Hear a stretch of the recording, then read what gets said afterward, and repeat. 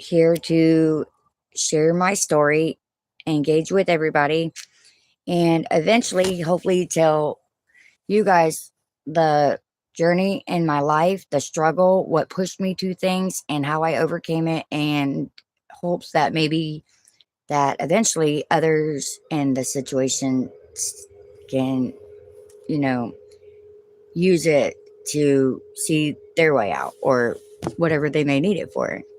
So, that part being said, welcome. And I do hope that you guys journey with me along through this because it means a lot. And it took me a month just to get it, prepped and, vice versa. But here we go. This is the start. We're going to do um, one episode a day containing at least, you know, the start of everything. So I hope you guys enjoy and follow me and continue to go along this entire journey. So, welcome. I grew up in a family that is, I mean, they're not bad. I think they're funny. They are great people. They got a good head on their shoulders. Just the fact that my mom, on the other hand, was a different story. And I don't want nobody to think that I don't love my mom because I miss her and I love her. When I was younger, I didn't understand a lot of things of why she did what she did to us. But needless to say, as an adult and an ex-drug addict and everything in between in itself, I understand now that it wasn't necessarily her. It was the addiction that had her. So that makes sense to me now. But I do love my mom and I love my family, and the truth is the truth. So if my family ever comes across this and they're watching it or vice versa, or whatever the case may be, it's not that I'm bashing my mom or the people that are involved in this journey that are named, but it is true, whether you want to accept it or believe it or whatever. But I know what was real and I know what was happening and I know what caused the death of my little brother. So at the end of the day, it's hard to accept, but the truth will set you free. And that's the only way I want to say that. So God has brought me away from a very bad and dark place. He saved me from a bad world of drugs, drug dealing. He saved me and is using me to tell my testimony so that way I can potentially save other people too in similar situations. So that's all I need to start that off by saying. So I don't want nobody to think that I'm committing suicide, that I'm in danger, that I'm struggling mental health. I'm not. I am not in no such situation. I'm just telling a testimony about the history of where it all came to be and how I got out of it and where I'm at today and how I'm going to promote that because it's a powerful thing to go through and to share such hurtful, such scary, such what do you want to call that? Intense things that can happen to a person and hopefully not be judged for it because at the end of the day, I've hidden this my entire life. And if I don't tell the story now, somebody else in a similar situation might not have that lucky day and they might not think nobody would be there or can relate to. So I'm okay. I love God. God has me. I'm not going to hurt myself. So I don't want nobody to report me since some others seem to think that's the first option to do. That's not the case here. But let's go ahead and get the show on the road. I've created a little channel. It's called Earthly Eden Ministries. And it's based off of experience for myself who from birth up had a mom that had many health problems, mental health problems, that is. She used drugs, and a lot of them. She did bad things to me and my brothers that were not good for a mother to do. And it was from her addiction because, she was a bad drug addict. But that part being said, it pushed me to follow almost similar, but not that type of situation or footsteps. Instead, I decided to get out of the army, um, become a drug dealer, then a drug addict, and then I guess a convicted felon because, all of it just caught up with me. And well, let's just say, here's the journey. And if you guys judge me, it is what it is. It's not going to hurt my feelings. Just know that I do not care if people make comments about whatever I look like, my teeth, whatever. That's the reason why my channel is called Bucktooth Hippie Mom. Just know that even in school, I guess kids were jealous maybe because I didn't have to get up from my desk to go sharpen my pencils as they had to. But Bucktooth Hippie Mom, have a great journey with me. All right, you guys. So I, Heather Haynes, born to my parents on January 28th in 1987, Melbourne, Florida. I was the second born out of 4, and I was the only girl. I am considered a fraternal Irish twin. I have a brother that is born in the same year, but a different month from me. And yes, we have the same parents, so it is possible. He's December, I am January. My mom had dropped out of the 6th grade to marry my dad in 85. My dad was 6 years older than she was. She was a young, street smart person. She wasn't book smart. She was street smart. So my mom was tough. She pretty much let herself get raised in the streets. She was partying at the age of 7. By the time she was 9, she was addicted to pain pills and whatever else. And it was just, she had put herself through a rough journey. That's the part I need to add. So by the time that she was 20 years old, she had 4 kids, me and my brothers. I remember at like 5 or 6 years old, we had moved away to Jacksonville from Melbourne with my mom. Sometimes I wish that we had never done that because that's where the bad part comes in, but it wasn't too bad. My mom's family was the best part, but it's just what she did when she was alone with us that was not so bad, or that was bad. I mean, forgive me. So my parents split, and I can't even begin to tell anybody as to why because I don't really know too many details. I think with my autism, my mom used art to keep me distracted. So there's a lot of parts in my life that I don't have any recollection or I won't be able to tell anything about because I won't know. For the simple reasoning being that, she distracted me with art, and me being as keen to art as I was, I did exactly as she expected me to do. So sometimes it was just crazy, I guess you could say. I never really got to see my dad too much after that. My mom kept us hidden from him. I don't know why about that either, but that's when I can completely say that the abuse started with us. The sexual abuse from my grandmother's husband, second husband. I was 5 years old. My mom had to go back to Melbourne for something. I don't remember why, but that's the incident where it all started. And I remember that he said to me that if I had told anyone, people would get hurt. Of course, I didn't know any better. I was only 5, so I assumed that my family would die. So I kept quiet. And, well, my mom, she was the type that liked to party. She was always going out. Her 2 favorite spots to go to in Jacksonville, Florida was, at the time, Drinking with Lincoln's and Fred's. I don't know if there's any more, but I do know of those for sure. She used to actually drag me and my brother around with her to both of them bars. And we would sit at the bar drinking like Sprite or something, and she'd be doing whatever. She just loved going out. She just was very addicted to drugs, and I mean a lot of different types. She did coke, she did pills, weed, crack. There was more, I'm sure, but those are the ones I know for sure. We never stayed in one spot. My mom moved around a lot, kind of like a gypsy. If me and my twin wasn't placed with a family member, we constantly stayed on the move. Her habits were more of a focus than stability in home or financial security. So it was like we moved around. We were poor, like poor. Like, we didn't get to go shopping for like new stuff, or she would, we had headlights. There's a lot of times we didn't have power or food.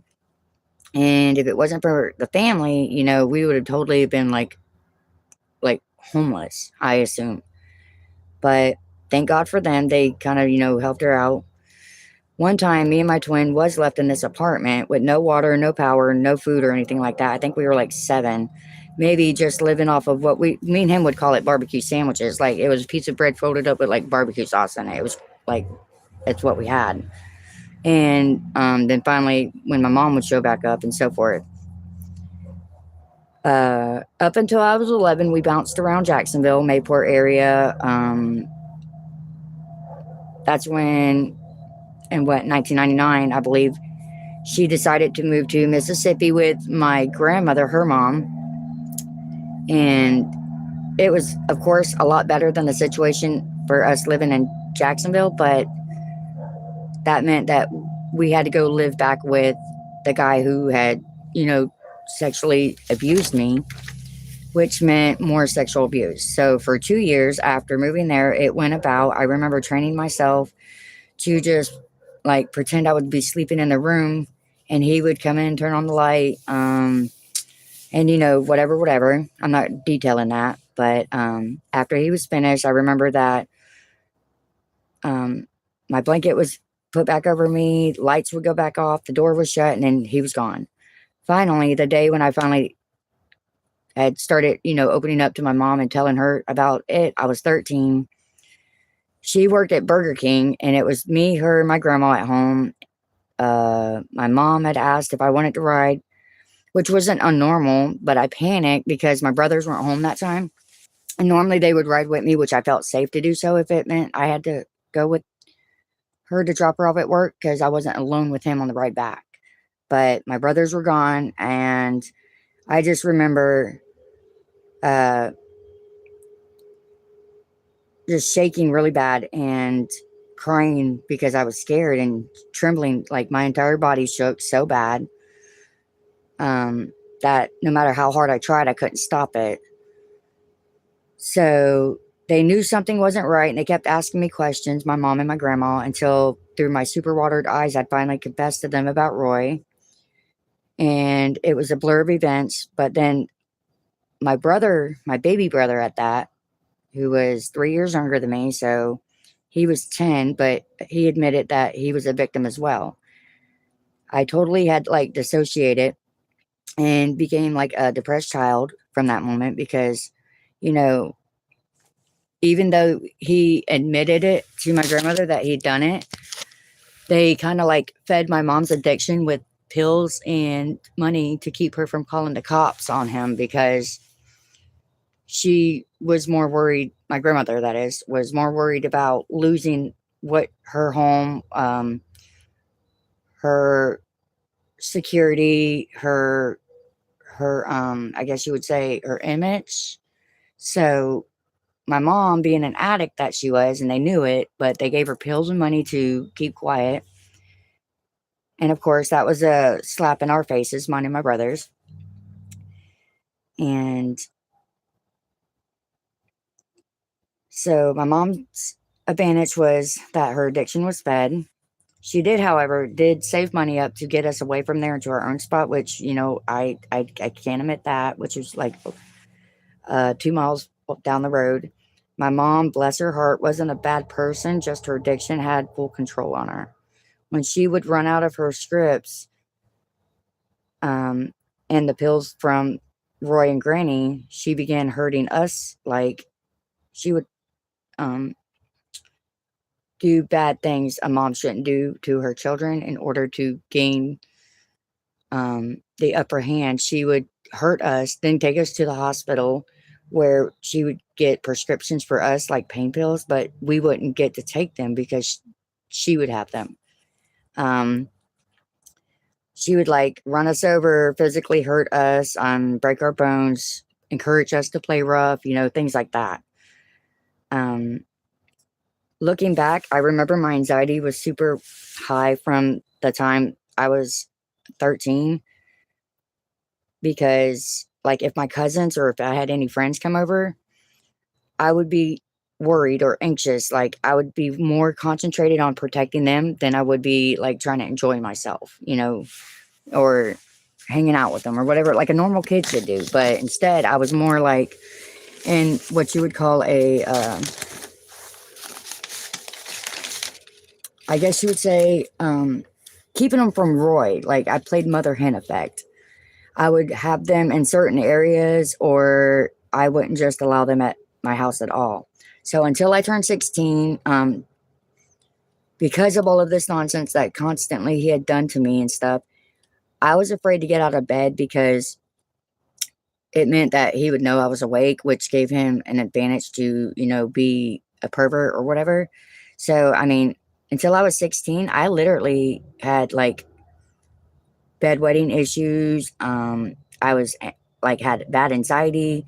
I was depressed.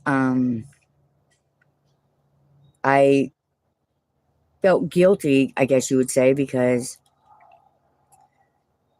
I felt like I did something wrong by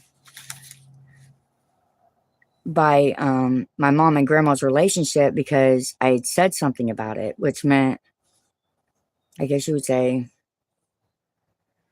that man, he really truly hurt me physically, mentally, and emotionally. He ruined my life. I feel like you can say from 5 years old, creating fear, anxiety. The guilty part now is what I get back to. I lived with. I felt like it was my fault because they couldn't have that bond anymore. And as long as I was in the picture, because they had to make sure that me and him were never alone. I never said that to anyone until now, that is. I just buried it down. In 2005, is when, I guess you can say, was my grace calling card, because that was the year that I experienced Hurricane Katrina. And because of that storm, I'm not saying it's a great thing for Katrina or whatever, because I mean, I still have trauma from that catastrophic storm as it is, and the stuff that I had to go through and the stuff I witnessed, and how long it took for anybody to get help over there. But for me, Red Cross and FEMA was my calling card to get back to Florida and to never look back and to stay far as away as I could away from that man. And finally, January 1st, 2006, we were relocated to Lake Butler, Florida. I was in the 12th grade. And to me, that was a new start, new beginning, or so I thought. Once it was June, my mom had, I guess, gotten herself into some more pickle because of her addiction and moved back to Mississippi. I was working at the Kangaroo gas station on 121 in Lake Butler. And my little brother and my big brother moved back with her, but they left when I was at work, didn't stop and say goodbye to me. They didn't, I didn't even know. I got off work and how I found out was the apartment was dark, nobody was there, and majority of their shit was gone. Excuse my French. So that's how I learned that one. But I was alone. I finished out my 12th grade year alone. No one to come and rejoice with me on my graduation, but that was fine because I've learned to, I guess you can say, accept the being alone part, because I already felt like a burden from the earlier events, and I didn't want to burden nobody with my issue, or I didn't want them to feel like they had to have any what do you want to call that? Like I didn't want them to feel pity and be like, "Oh, I'm so sorry," because that's not what it was. I didn't want nobody to feel sorry for me. I wasn't looking for that. I didn't want nobody to feel like they had an obligation to me. So instead, what I would do is I would not allow people to get close to me. Like I made a lot of friends. I got a lot of good people I met along the way that still to this day I can say hey to if we cross paths again. But I just kept it at like a sheltered distance because I was afraid of being hurt, I guess you would say. And it was I went off grid once I was by myself. I think at one point I remember counting a cop coming over to the apartment for like 100 different calls from different family members for welfare checks because nobody knew anything about me. They were worried. They hadn't heard from me. But I was doing good. I mean, I was going to work still. I was partying a lot, but that was because I used it to numb. The more I partied, the more I can close out the stuff that I didn't want people to, even know. I didn't want to let people in. So I would like self sabotage myself. I started using drugs after I got out the army. Um, I became a drug dealer. I became a drug user. I became an a self sabotage um, disaster on my own self, I guess you would say. All I ever did was party. So by the time I was 21, I was using anything, smoking, drinking, staying from one friend's couch or floor to the next. I didn't see the destruction I was creating. I just kept going, not caring, just trying to stay numb because numb helped me forget the pain, the guilt. If I could suppress it, it went smoother for me. I just didn't want to keep feeling guilty and feeling like I would ruin everybody else just by me in my presence. That's just how it was. But I didn't know any better. And so I used to feel like if someone cared, I had already burdened them. So I just would flow through life like a mess, lost in my head, trying to numb the pain I felt. And by allowing someone to get close to me meant that I would, you know, possibly ruin something for them. And I tried to do my best to keep from doing that. I was just grateful. But now that I look back, I'm grateful that I no longer feel like this or think like that anymore. I mean, can you imagine feeling that guilty? I mean, it was crazy for somebody to, and it's a dark place that I was trapped in, but I eventually got myself away from that thanks with the help of my good Lord and Savior God. I mean, it's a blessing. It's crazy, trust me. Um, I ended up moving back in with my mom. She was a nanny for this dude and so forth, but him and his wife had split, I guess. I don't know though.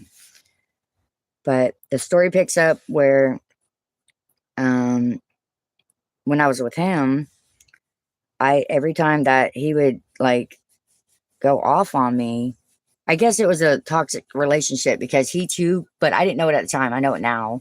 But he had some a lot of issues that were not dealt with. So both of us combined was we were great. Like we portrayed ourselves or he portrayed us as like this perfect little couple, but behind closed doors came with a cost, with money for money that is. So like if I didn't do something that he didn't like, which he was a very, very control freak, an friend that was in the Air Force. And if I didn't do as he said, oh, I really paid for it. I mean, I don't know how many times I got beat up or I was punished or whatever. Like it was crazy. I've had probably like 30 broken bones from this person, but eventually I ended up having about 2 years into mine and his relationship, I had gotten a call from my little brother. He asked if I can come get him or if he can move in with me, which we didn't mind. And I told him to just wait 3 days. And that's where the more guilty feeling for me, I guess, grew because 3 days was too late and he had already, ended his own life. And that was, that one really, that hurt me. That one was a bitter pill for me to even overcome. It took a long time for me to get past that. But I did, so I don't want nobody to think, whatever. But I did lose my brother at the cost of the trauma of the stuff that Roy had done to us. I started getting to the point where, like, I didn't stop being wild. It only made me go more into a further downward spiral. and I used drugs, like hard drugs then. I started to just like, whatever could, whatever. Um, I guess you would say that I quit messing with people who were good and started going with more of the wrong crowd. And all that did was cause me to steal, lie, and hurt ones that were really there for me. I did things like trick out girls for money.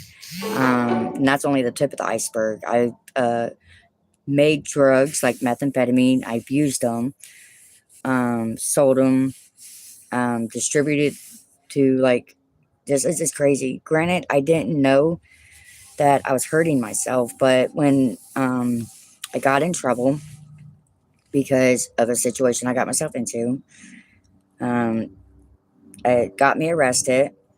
And I remember there was cops that were trying to get me to snitch on the people, so that way, they can get the big fish, I guess you would call it. But of course, I didn't comply, and they looked at me, and I remember they had told me, if you weigh 100 pounds, we will let you out of jail. Now we'll let you walk. Of course, me being arrogant and cocky and, not really, I'm very mouthy with sarcasm, and I'm just like, okay, bet, whatever, no sweat, bring in the scale, yada, yada. But then my dummy self jumped right on that scale thinking I had it. And to my dismay, I read the scale only saying 62 pounds. And I was so shocked. Like, I remember saying, what the fuck? Seriously, that's a child's weight. But I'd used so much methamphetamine because in my head at the time, you guys, I was like, the more I can use and stay up, the more money I can make, which money had become my biggest addiction, more so than the drug itself, to the point where um, I should have been dead at that point.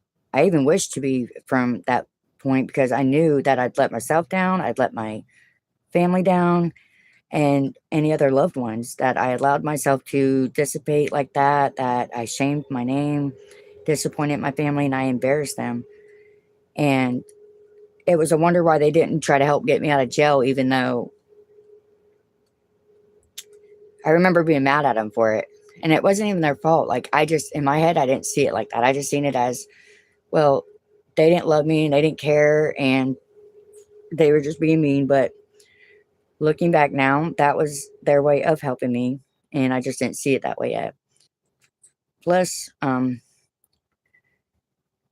reality is if I didn't get in trouble at that point, I probably would have gotten myself in a more like predicament because 2 days later, I was arranged to meet up with some cartel members.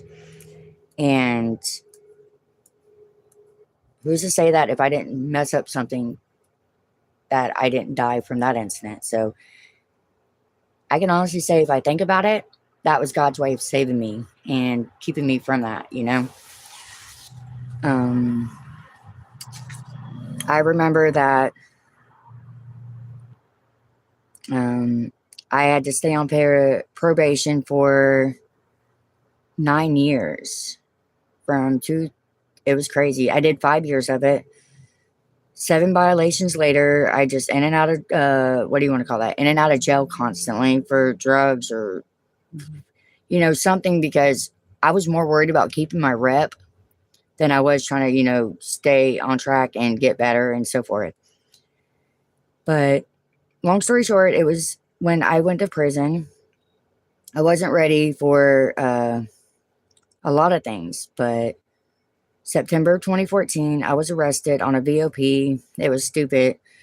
They were going to send me home because it was, they found out that, there was no grounds for the arrest. The warrant, this warrant wasn't even signed by a judge. That's why they were going to reinstate my probation. But at that point, I just was already getting to the point where I was tired of being in the same, I guess you would say, um, same rut. Like, I wasn't gaining anything. So I just chose to go to prison.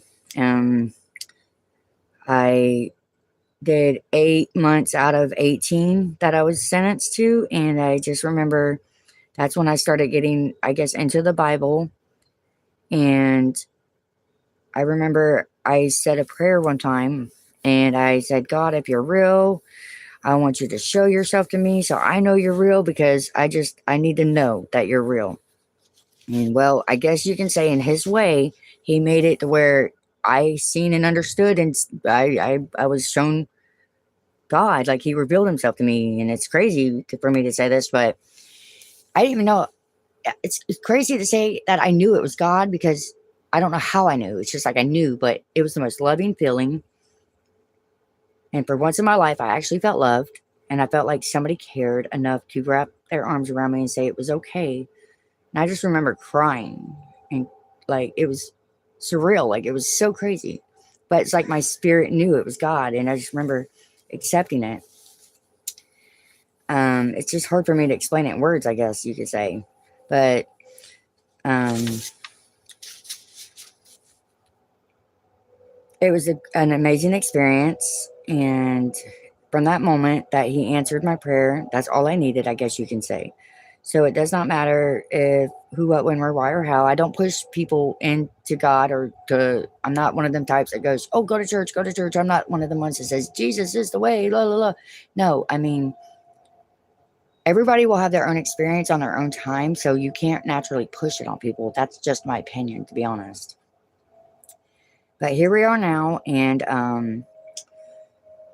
I remember within the last few months, I felt like I was going to start slipping, because, things just felt like it was just going crazy for me again.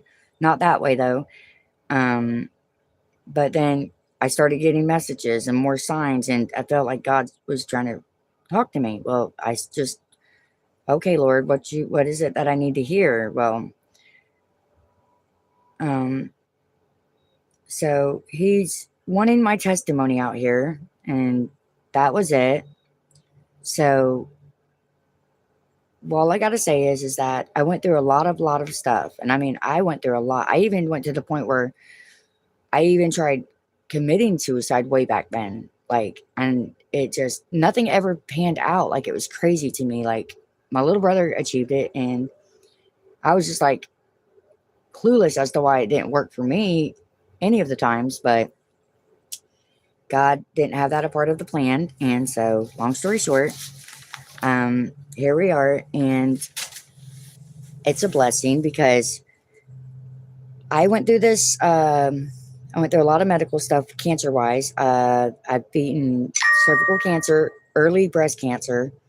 I wasn't even supposed to have kids at the beginning, but God gave me 5, and they're amazing, beautiful little spirits, and they're my best friends. And like, I couldn't imagine life without them. Like, I'm grateful that I was proven the doctors that I did have kids. So that part being said, I too, again, have cancer, but it is scary. It's stage 2 melanoma. And I wasn't ready to talk about it then, but I am now, I guess you can say. And I know God will bring me out of that as well. So, welcome to my journey. And I hope that this touches somebody to know that eventually you too can get out of your own struggle. You just have to work hard and keep your faith, and you got to just be strong-willed and determined to do it. You don't got to just say, oh, I want to do it. You got to be willing to do it, willing to get away from things. I have lost so many people that I thought were my friends, when in reality, when I went to jail, they weren't there with me. They didn't come visit me. Instead, they all ransacked my stuff. I've been robbed, I don't know how many times, to the point where I've had to restart from scratch more than 2 handfuls in total of times. I literally was a people pleaser. I really was doing things that were like not healthy. I was bringing myself into a very bad spot that was not meant for me.